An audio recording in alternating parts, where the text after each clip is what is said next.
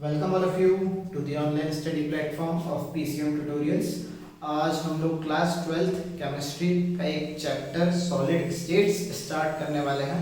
ठीक है, इस लेक्चर में हम सॉलिड स्टेट्स चैप्टर से रिलेटेड दो टॉपिक कवर अप करेंगे। पहला टॉपिक ये रहेगा हमारा कि सॉलिड्स क्या होते हैं, सॉलिड से रिलेटेड कुछ बेसिक इंट्रोडक्टरी पार्ट। दूसरा जो हमारा आज के लेक्चर का टॉपिक रहेगा वो ये रहेगा कि सॉलिड्स जो हैं वो कितने टाइप्स के होते हैं। ठीक है, तो लेट्स बिगिन कि सबसे पहले हम स्टार्ट करते हैं कि एक्चुअली में जो सॉलिड्स होते हैं, ठीक है, सॉलिड्स जो होते हैं वो क्या होते हैं। तो सॉलिड्स जो हैं वो अर्थ पे प्रेजेंट कोई भी मैटर हो, ठीक है, हर मैटर जो है वो एक स्मॉलेस्ट यूनिट से बनता है। उस स्मॉलेस्ट यूनिट को हम कहते हैं एटम। अब एटम जो है वो स्मॉलेस्ट यूनिट है, लेकिन किसी भी मैटर की हम बात करें तो कोई भी मैटर जो है वो स्मॉलेस्ट यूनिट का एक कॉम्बिनेशन होता है। ठीक है, अब सॉलिड स्टेट चैप्टर में हमें ये पढ़ना है कि सबसे पहले सॉलिड जो है उसके केस में वो सारे जो एटम्स होते हैं वो एटम्स किस तरीके से कंबाइन होते हैं, तब जाके वो जो मैटर है वो सॉलिड कहलाता है। क्योंकि हम ये जानते हैं कि मैटर जो है वो जनरली तीन स्टेट में एग्जिस्ट करता है।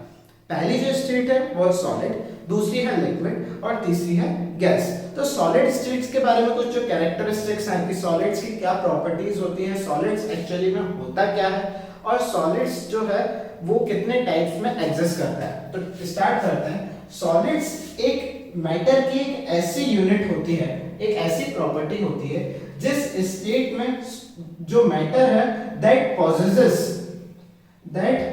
possesses rigidity,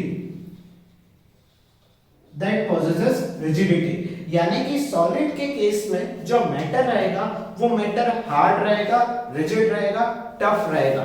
यानी कि उसके केस में अगर हम बात करें तो तीन स्टेट में मैटर एग्जिस्ट करता है। उसके सॉलिड के स्टेट में जो मैटर होगा उस मैटर के पार्टिकल्स के बीच में जो फोर्स ऑफ अट्रैक्शन रहेगा, उस मेटल्स के पार्टिकल्स के बीच में जो फोर्स ऑफ अट्रैक्शन रहेगा वो मैक्सिमम रहेगा। ठीक है, यानी कि हम इसका जो दूसरी कैरेक्टरिस्टिक हमारी निकल गई वो ये निकल गई कि जो फोर्स ऑफ अट्रैक्शन रहता है वो कैसा रहता है, यहाँ पे मैक्सिमम रहता है। यानी कि इन पार्टिकल्स के बीच में फोर्स ऑफ अट्रैक्शन मैक्सिमम रहेगा। फोर्स ऑफ अट्रैक्शन मैक्सिमम जब रहेगा यानी कि इनका जो इंटरमॉलिक्यूलर स्पेस है, इनका जो इंटरमॉलिक्यूलर स्पेस जो है वो मिनिमम हो जाएगा। ठीक है, तो solids possesses rigidity, solids hard होते हैं। सॉलिड्स के पार्टिकल्स के बीच में फोर्स ऑफ अट्रैक्शन सबसे ज्यादा होता है कंपैरेटिवली लिक्विड और गैस के। सॉलिड्स के पार्टिकल्स के बीच में जो इंटरमॉलिक्यूलर स्पेस होता है वो मिनिमम होता है कंपैरेटिवली लिक्विड के एंड गैस के। इन दोनों प्रॉपर्टीज की वजह से सॉलिड्स जो है that possesses definite shape and volume. Solids का एक पर्टिकुलर शेप होता है, ठीक है, और कुछ वॉल्यूम होता है। इसके अलावा इंटरमॉलिक्यूलर स्पेस जब कम हो जाता है तो हम सॉलिड्स को कंप्रेस नहीं कर सकते। दैट इज, यानी कि जो फिफ्थ प्रॉपर्टी हो गई वो हो गई सॉलिड्स आर इनकंप्रेसिबल। सॉलिड्स को कंप्रेस नहीं किया जा सकता। ठीक है, तो ये कुछ सॉलिड्स के बारे में कुछ बेसिक प्रॉपर्टीज थी कि एक्चुअली में सॉलिड्स होता क्या है। अगला जो हमारा टॉपिक है वो ये है कि सॉलिड्स जो है वो कितनी स्टेट में, कितने टाइप्स में एग्जिस्ट करते हैं। तो जनरली अगर हम बात करें तो सॉलिड्स जो हैं वो दो टाइप के होते हैं। एक होता है अमॉर्फस सॉलिड एंड एक होता है क्रिस्टलाइन सॉलिड। तो अब मैं आपको बताता हूं कि अमॉर्फस और क्रिस्टलाइन सॉलिड में क्या डिफरेंस होता है। तो टाइप ऑफ सॉलिड्स में अगर हम बात करें तो हमने सॉलिड्स को जनरली दो पार्ट में क्लासिफाई करके रखा है। ठीक है, पहला जो टाइप है उसे हम कहते हैं क्रिस्टलाइन सॉलिड और दूसरा जो टाइप है उसे हम कहते हैं अमॉर्फस सॉलिड। अब क्रिस्टलाइन और अमॉर्फस सॉलिड में डिफरेंस क्या है ये हम देख लेते हैं। जैसे कि पहला जो पॉइंट लिखा है आप लोग शायद देख पा रहे होंगे क्रिस्टलाइन सॉलिड्स जो है, फिर डायग्राम से कंपेयर कीजिए, क्रिस्टलाइन सॉलिड्स जो है जिसमें सारे जो कॉन्स्टिट्यूएंट पार्टिकल्स हैं, कॉन्स्टिट्यूएंट पार्टिकल्स से मतलब है कि सॉलिड जिन जिन पार्टिकल्स से मिलके बना है, सारे जो कॉन्स्टिट्यूएंट पार्टिकल्स है वो एक रेगुलर अरेंजमेंट या एक सिस्टमैटिक पैटर्न से जुड़े हुए, सिस्टमैटिक पैटर्न से अरेंज है, जिसकी वजह से उन्होंने एक डेफिनेट ज्योमेट्री बना के रखी है। यानी कि देख पा रहे हो एक ये पार्टिकल, फिर ग्रीन पार्टिकल, फिर रेड, फिर ग्रीन, फिर रेड, है ना। मतलब ग्रीन रेड मैंने सिर्फ ताकि कलर के तरीके से अच्छे से समझ में आ जाए, जिसकी वजह से मैंने ऐसा बना के रखा है, या फिर मैं ग्रीन रेड कर रहा हूँ। ऑब्वियस सी बात है, यहाँ पे अगर हम एग्जांपल लेंगे NaCl का या किसी और धातु से मॉलिक्यूल का, तो एक Na होगा फिर एक Cl होगा, ठीक है। यानी कि सिंपली अगर हम बात करें तो सॉलिड स्टेट्स में जो क्रिस्टलाइन सॉलिड है वो कुछ एक डेफिनेट सिस्टमैटिक पैटर्न से उसके कॉन्स्टिट्यूएंट पार्टिकल्स अरेंज करते हैं। लेकिन यहाँ पे आप देख पा रहे होंगे, यहाँ पे कोई भी सिस्टमैटिक अरेंजमेंट नहीं है, पार्टिकल्स रैंडमली अरेंज है, कोई भी सिस्टमैटिक अरेंजमेंट नहीं है, अनइवन पार्टिकल्स अरेंज है ना। जिसकी वजह से इनकी जो ज्योमेट्री है वो कई बार लॉन्ग रेंज में भी मिलती है, कई बार शॉर्ट रेंज में भी मिलती है। जैसा कि मैंने बोला, एक ये पैटर्न बनाया हुआ है ना, particle A B A B A B, तो ये वाला जो पैटर्न है, ए बी वाला पैटर्न, ये अगर हम पार्टिकल को या फिर मैटर को, सॉलिड को बड़ी रेंज में देखेंगे तो ये भी वाला pattern through out the solid या फिर लॉन्ग रेंज में भी फॉलो किया जाएगा। हो सकता है बीच में थोड़ा सा बिगड़ जाए, लेकिन अगेन फिर से यही वाला पैटर्न यानी कि ए बी वाला पैटर्न फॉलो किया जाएगा। यानी कि क्रिस्टलाइन सॉलिड में ये जो है ये लॉन्ग रेंज ऑर्डर भी शो करते हैं, ये जो है ये लॉन्ग रेंज ऑर्डर भी शो करते हैं और शॉर्ट रेंज ऑर्डर भी शो करते हैं, ठीक है। लेकिन इसमें ऐसा कोई लॉन्ग रेंज या शॉर्ट रेंज के अगर हम कंपेयर बात करें, ये दे आर इरेगुलरली अरेंज्ड, ठीक है। नेक्स्ट जो पॉइंट आता है वो ये आता है कि ऑब्वियस सी बात है, इनकी एक डेफिनेट ज्योमेट्री होती है, डेफिनेट ज्योमेट्री होने की वजह से इनका एक डेफिनेट शेप होता है। लेकिन अगर हम अमorphous सॉलिड्स की बात करें तो इनका कोई भी एक डेफिनेट शेप नहीं होता, दे पॉसेस इरेगुलर शेप, ठीक है। नेक्स्ट पॉइंट की अगर हम बात करेंगे तो नेक्स्ट पॉइंट में लिखा हुआ है कि they have sharp melting point.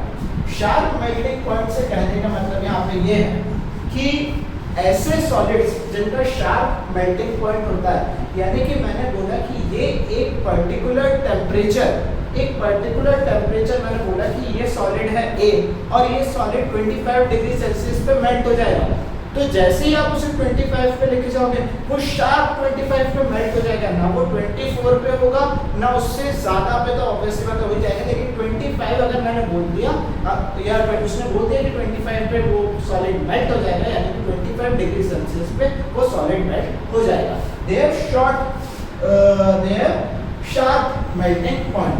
लेकिन भाई अगर इनकी बात करें अमorphous सॉलिड्स की, तो they don't have sharp melting point but their melting point exist in long range, यानी कि 20 से लेके 30 डिग्री सेल्सियस में लॉन्ग रेंज में कहीं पे भी ये वाला जो सॉलिड है वो मेल्ट हो जाएगा। तो इसका कोई भी मेल्टिंग पॉइंट या मेल्टिंग टेम्परेचर जो है वो नहीं होता है, ठीक है।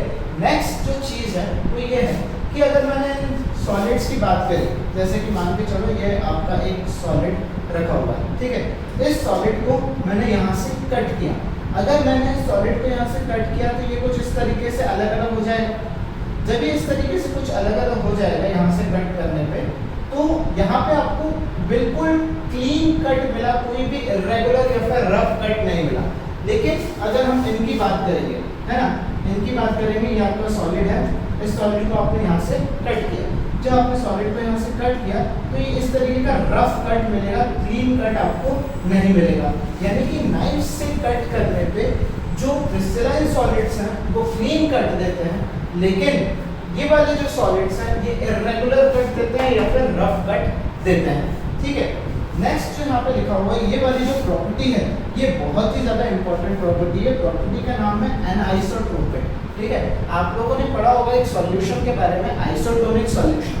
आइसोटोनिक सॉल्यूशन से चाहो तो आप इसे याद रखने के लिए कंपेयर कर सकते हैं। आइसोटोनिक सॉल्यूशन क्या कहता है? आइसोटोनिक सॉल्यूशन एक ऐसा सॉल्यूशन होता है जिस सॉल्यूशन में अंदर सेल के अंदर का और सेल के बाहर का जो कंसंट्रेशन है वो बराबर रहता है ना। तो वैसे ही आप यहाँ से कंपेयर कर सकते हो कि अगर आप इन सॉलिड से, ऑब्वियसली बात है सॉलिड्स कुछ ना कुछ फिजिकल प्रॉपर्टी शो करेंगे, यानी कि हो सकता है कि यहाँ इनमें से करंट पास हो सकता है करंट पास ना हो, यानी कि ये कंडक्टर हो या फिर गुड कंडक्टर हो या फिर बैड कंडक्टर हो, इंसुलेटर हो, ठीक है। या फिर इनमें से अगर लाइट पास किया जाए तो लाइट का जो रिफ्रैक्टिव इंडेक्स होगा वो कुछ एक होगा, है ना। तो यहाँ पे अगर हम इन सॉलिड्स की बात करेंगे तो ये वाले सॉलिड्स के केस में, क्रिस्टलाइन सॉलिड्स के केस में हर डायरेक्शन से अगर आप डिफरेंट डायरेक्शन से अगर आप करंट पास करोगे तो यहाँ पे आपको करंट जो है वो डिफरेंट रेजिस्टेंस शो करेगा या अलग अलग अमाउंट का करंट पास होगा। फॉर एग्जांपल यहाँ से अगर करंट आप लेफ्ट टू राइट पास कर रहे हो तो लेफ्ट टू राइट में दोनों साइड पार्टिकल्स का डिफरेंट अरेंजमेंट मिल रहा है। यहाँ पे ए बी ऑल्टरनेट मिल रहा है लेफ्ट साइड में और राइट साइड में भी ए बी ऑल्टरनेट मिल रहा है, ठीक है। तो यहाँ पे आपको एक डिफरेंट अरेंजमेंट मिला, ठीक है। लेकिन अगर करंट यहाँ से पास होता है तो देखो जरा, एक लेफ्ट साइड सिर्फ बी हो गए और राइट साइड सिर्फ ए हो गए। तो ये डिफरेंट अरेंजमेंट की वजह से जो करंट फ्लो होता है उस करंट की प्रॉपर्टीज में भी चेंजेस आ जाता है, जिसकी वजह से डिफरेंट डायरेक्शन में जब करंट पास किया जाएगा या डिफरेंट सॉलिड्स के डिफरेंट डायरेक्शन से जब करंट पास किया जाएगा तो सॉलिड जो है वो डिफरेंट टाइप की प्रॉपर्टी शो करेंगे, एक जैसी प्रॉपर्टी हर डायरेक्शन से शो नहीं करेंगे। जब ये हर डिफरेंट डायरेक्शन से डिफरेंट फिजिकल प्रॉपर्टी शो कर रहे हैं, इसकी वजह से हम इन्हें बोलते हैं एनाइसोट्रॉपिक। लेकिन ये वाले एमॉर्फस सॉलिड्स के केस में आप किसी भी साइड से करंट पास कर दो ये एक ही वैल्यू शो करेंगे, किसी भी साइड से करंट पास कर दो आप ये एक ही वैल्यू शो करेंगे, जिसकी वजह से बोला जाता है आइसोट्रॉपिक, हर तरफ से एक जैसा, चाहे आप इधर से करो चाहे इधर से करो। तो आइसोट्रॉपिक यानी क्या बोला जाता है, आइसोट्रॉपिक, लेकिन इन्हें बोला जाता है एनाइसोट्रॉपिक। एनाइसोट्रॉपिक का मतलब होता है डिफरेंट डायरेक्शन से जब भी आप कोई फिजिकल प्रॉपर्टी टेस्ट करोगे तो डिफरेंट डायरेक्शन से आपको डिफरेंट फिजिकल प्रॉपर्टीज मिलेगी, ठीक है। तो ऐसे कंपाउंड को हम कहते हैं क्रिस्टलाइन सॉलिड्स। और आखिरी जो पॉइंट है वो ये है कि crystalline solids are true solids. Crystalline solid को ट्रू सॉलिड्स बोला जाता है। अब क्रिस्टलाइन सॉलिड्स को ट्रू सॉलिड्स बोला जाता है और इन्हें सुपर कूल्ड लिक्विड बोला जाता है, इन्हें सुपर कूल्ड लिक्विड या फिर सूडो सॉलिड्स बोला जाता है। True solids, pseudo solid, pseudo यानी कि फॉल्स, गलत, है ना। तो इन्हें बोला जाता है सूडो सॉलिड्स। इसका एग्जांपल अपन देखें तो ग्लास जो है वो हमें ऐसा लगता है कि ग्लास जो है वो एक सॉलिड है, ठीक है, लेकिन एक्चुअली में ग्लास जो है वो एक सॉलिड नहीं है, बल्कि वो एक सुपर फ्रीज या फिर सुपर कूल्ड लिक्विड है। रूम टेम्परेचर पे ग्लास जो है वो एक सुपर कूल्ड लिक्विड है, जिसके पार्टिकल्स इतने ज़्यादा फोर्स ऑफ अट्रैक्शन में इतना ज़्यादा है या फिर उस लिक्विड की विस्कोसिटी इतनी ज़्यादा है, विस्कोसिटी यानी कि वो इतना ज़्यादा गाढ़ा है कि वो हमें ऐसा लगता है कि सॉलिड है। लेकिन एक्चुअली में जो एमॉर्फस सॉलिड्स होते हैं they are pseudo solid, false solid, pseudo यानी कि फॉल्स, तो दे आर फॉल्स सॉलिड, गलत सॉलिड है वो, एक्चुअली में वो सॉलिड नहीं है बल्कि वो क्या है, वो एक सुपर कूल्ड लिक्विड है, ठीक है। तो this is all about the crystalline and amorphous solid. इसके बाद का जो हमारा टॉपिक है वो ये है कि क्रिस्टलाइन सॉलिड्स जो है वो कितने टाइप के होते हैं। इसके अलावा हमने क्रिस्टलाइन सॉलिड्स को भी 4 पार्ट में डिवाइड करके रखा है। तो now let us discuss the type of crystalline solids. So guys, हमारा जो नेक्स्ट टॉपिक है वो है क्लासिफिकेशन ऑफ सॉलिड का नया पार्ट, है ना। तो क्लासिफिकेशन ऑफ सॉलिड को हमने 4 पार्ट में, क्रिस्टलाइन सॉलिड को हमने 4 पार्ट में डिवाइड करके रखा है। पहला है आयोनिक सॉलिड, दूसरा है molecular, covalent and metallic solid, है ना। तो सबसे पहले हम बात करते हैं आयोनिक सॉलिड्स की। तो आयोनिक सॉलिड्स ऐसे सॉलिड्स होते हैं, ऐसे सॉलिड्स जो कि आयन से बने होते हैं, यानी कि एनायन और कैटायन। फॉर एग्जांपल शायद आप लोगों को पता होगा NaCl, है ना। NaCl के केस में अगर हम बात करेंगे तो Na जो है वो है कैटायन और Cl जो है वो है एनायन, है ना। तो Na पॉजिटिव, Cl नेगेटिव, इन दोनों के बीच में जो फोर्स ऑफ अट्रैक्शन होगा जिसे हम कहते हैं इलेक्ट्रोस्टैटिक फोर्स ऑफ अट्रैक्शन, और इलेक्ट्रोस्टैटिक फोर्स ऑफ अट्रैक्शन की वजह से जितने भी आयोनिक सॉलिड्स होते हैं उन सभी आयोनिक सॉलिड्स का strong electrostatic force of attraction की वजह से इनका जो मेल्टिंग और बॉइलिंग पॉइंट होता है वो काफी ज्यादा हाई हो जाता है। दूसरी चीज, आयोनिक सॉलिड्स क्योंकि ये पोलर नेचर के होते हैं, पोलर नेचर क्योंकि इनके ऊपर चार्जेस हैं, तो ऐसे कोई भी पार्टिकल्स, ऐसे कोई भी सॉलिड्स जिनके ऊपर चार्जेस आ जाते हैं उन्हें हम कहते हैं पोलर। अगर वो पोलर हैं, that is they are well used to conduct electricity, they are very good conductor of electricity. वही अगर हम आयोनिक सॉलिड्स को कंपेयर करें मॉलिक्यूलर सॉलिड्स से, तो मॉलिक्यूलर सॉलिड्स को हमने 3 पार्ट में डिवाइड करके रखा है, that is they are non polar, polar and hydrogen bonded. ठीक है, अब यहाँ पे तो 100% आपको पोलर कंपाउंड मिलेगा। ठीक है, अब हमने इन्हें आयोनिक इसलिए बोला क्योंकि Na ने कंप्लीटली अपना एक इलेक्ट्रॉन देके कंप्लीट पॉजिटिव बन गया, यानी कि एनायन कैटायन, और Cl जो है वो कंप्लीटली एक इलेक्ट्रॉन लेके नेगेटिव बन गया, दैट इज एनायन। लेकिन ये वाले नॉन पोलर में केस ये होता है, जैसे कि हमने बात, ये वाले पोलर में केस ये होता है, नॉन पोलर में केस ये होता है, जैसे हमने बात करी क्लोरीन की, है ना, तो क्लोरीन और क्लोरीन दोनों ने एक एक इलेक्ट्रॉन की शेयरिंग की हुई है और सिंगल बॉन्ड बनाया है। या फिर ऑक्सीजन की बात करें या फिर नाइट्रोजन की बात करें, तो इन दोनों के बीच में जो इलेक्ट्रोनेगेटिविटी डिफरेंस है वो 0 है, और इलेक्ट्रोनेगेटिविटी डिफरेंस 0 की होने की वजह से दे आर नॉन पोलर, यानी कि इनके ऊपर कोई भी चार्जेस नहीं होते हैं। लेकिन तो हर क्लोरीन मॉलिक्यूल के बीच में भी कुछ ना कुछ फोर्स ऑफ अट्रैक्शन जो है वो जरूर होगा। ठीक है, लेकिन अगर हम यहाँ पे बात कर रहे हैं पोलर की, तो पोलर के केस में अगर हम चीजों को डिस्कस करेंगे तो पोलर ऐसे होगा जैसे कि HCl। ठीक है, अब क्लोरीन की इलेक्ट्रोनेगेटिविटी ज्यादा है, तो सोडियम की तरह या फिर यहाँ पे NaCl में क्लोरीन की तरह ये वाले क्लोरीन के ऊपर 100% नेगेटिव चार्ज नहीं आएगा, यहाँ पे पार्शियल नेगेटिव चार्ज आएगा, क्योंकि इन दोनों के बीच में इलेक्ट्रॉन्स की शेयरिंग हुई है। एक हाइड्रोजन ने इलेक्ट्रॉन शेयर किया और एक क्लोरीन ने इलेक्ट्रॉन शेयर किया, तो यहाँ पे इलेक्ट्रॉन्स की शेयरिंग हुई है। लेकिन क्लोरीन की इलेक्ट्रोनेगेटिविटी ज्यादा होने की वजह से इलेक्ट्रॉन का शेयर पेयर उसके तरफ ज्यादा रहता है, क्लोरीन की तरफ, तो हम कहते हैं कि यहाँ पे पार्शियल नेगेटिव चार्ज है और यहाँ पे पार्शियल पॉजिटिव चार्ज है। तो यही पार्शियल नेगेटिव और पार्शियल पॉजिटिव चार्ज, यानी कि HCl नेगेटिव पॉजिटिव, बगल में एक और HCl है नेगेटिव पॉजिटिव यहाँ पे और यहाँ पे नेगेटिव, इसके बगल में एक और HCl है, यहाँ पे पॉजिटिव यहाँ पे नेगेटिव। तो ये सारे HCl मॉलिक्यूल्स के बीच में, इन सभी HCl मॉलिक्यूल्स के बीच में, मतलब HCl1 के नेगेटिव टर्मिनल HCl2 के पॉजिटिव टर्मिनल से एक कुछ ना कुछ फोर्स ऑफ अट्रैक्शन रहेगा, और इस फोर्स ऑफ अट्रैक्शन को हम कहते हैं van der Waal force of attraction. लेकिन भाई अगर हम बात करेंगे नॉन पोलर की, तो ये क्लोरीन और ये क्लोरीन के बीच में फोर्स ऑफ अट्रैक्शन रहेगा, तो ये वैन डेर वाल का दूसरा टाइप है लैंडल फोर्स ऑफ अट्रैक्शन, जिसे एक तरीके से van der Waal force of attraction भी कहते हैं। अब क्योंकि ये नॉन पोलर है तो इनका मेल्टिंग एंड बॉइलिंग पॉइंट कम रहेगा, लेकिन कंपैरेटिवली पोलर का melting and boiling point non polar से थोड़ा सा ज्यादा रहेगा, क्योंकि इनके ऊपर चार्ज है और चार्जेस की वजह से यहाँ पे थोड़ा सा अट्रैक्शन बढ़ जाता है। लेकिन फिर हम बात करते हैं यहाँ पे हाइड्रोजन बॉन्डिंग की, तो हाइड्रोजन बॉन्डिंग ये होता है कि अगर कभी भी हाइड्रोजन हाईली इलेक्ट्रोनेगेटिव एलिमेंट यानी कि FON, फ्लोरीन, ऑक्सीजन और नाइट्रोजन, जब भी हाइड्रोजन हाईली इलेक्ट्रोनेगेटिव एलिमेंट यानी कि फ्लोरीन, ऑक्सीजन और नाइट्रोजन के साथ जब भी बॉन्ड फॉर्म करेगा, उस केस में उस बॉन्ड को हम क्या कहेंगे, हाइड्रोजन बॉन्ड।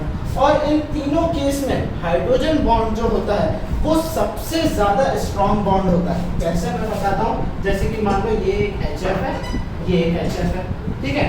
अब ये वाले HF और ये वाले HF में तो मॉलिक्यूल 1 का फ्लोरीन मॉलिक्यूल 2 के हाइड्रोजन के साथ एक वीक बॉन्ड बनाएगा, जिसे हम कहेंगे हाइड्रोजन बॉन्ड। तो हाइड्रोजन बॉन्ड जो है वो कंपैरेटिवली इन तीनों बॉन्ड से ज्यादा स्ट्रॉन्ग होता है, इस वजह से इनका boiling point comparatively upper two के सबसे ज्यादा होता है। ठीक है, नेक्स्ट है कोवेलेंट सॉलिड। ऑब्वियस सी बात है, इनके बीच में कोवेलेंट बॉन्ड होगा और ये वाले सॉलिड ऐसे सॉलिड होते हैं जो हार्ड होते हैं और जल्दी टूट भी, हार्ड तो होता है लेकिन जल्दी ब्रेक डाउन भी हो जाता है, and they are the insulator.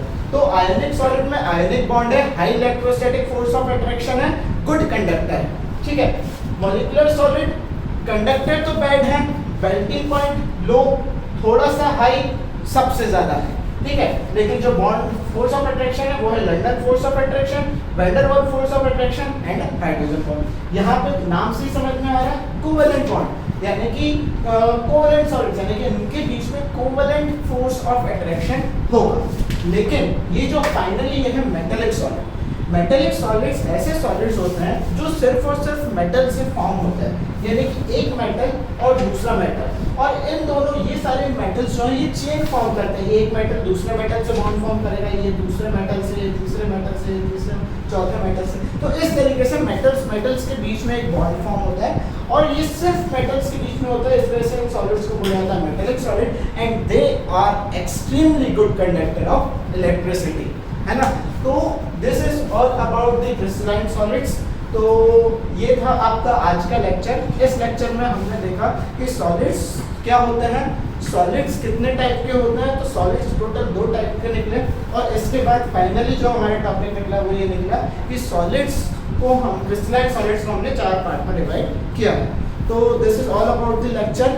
चाहे तो आप लोग इसका एक स्क्रीनशॉट खींच सकते हैं। ये जो स्क्रीनशॉट है ये आपके एज ए नोट्स काम करेगा, और नेक्स्ट लेक्चर में हम इसके आगे कवर अप करेंगे कि सॉलिड्स में किस तरीके का स्ट्रक्चर फॉर्म होता है, सॉलिड्स में कौन कौन से डिफेक्ट्स फॉर्म होते हैं, and many more thing. So thank you so much. This is all about the lecture.